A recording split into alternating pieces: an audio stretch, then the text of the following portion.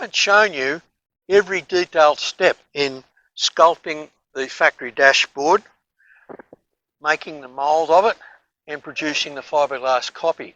The reason I haven't shown you all those detailed steps is I've already done it in an earlier fiberglass tutorial.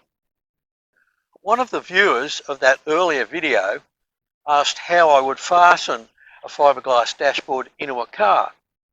Well, in the case of my son's RX-7 FD in that video, there was one central bolt that we used, and we just used cable ties around the roll bar.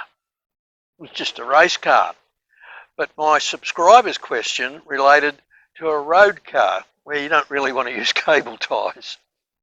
Many cars have dashboard mounting points with blanking off plates near the bottom of the windscreen. And so all you do is you remove those blanking off plates, and you copy those flanges, incorporate them into moulding your dashboard. And then when it's copied, you just drill the holes, pop the bolts in, and there you go.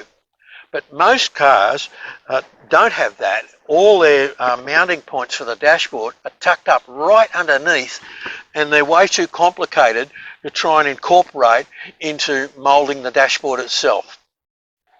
In cases like that, I'd sit the fiberglass dashboard in the car and make tin mounts going from the factory mounting points up to it. And then I'd glue them probably with something like no more nails, and clamp them in position and leave them at least 24 hours for that glue to really set.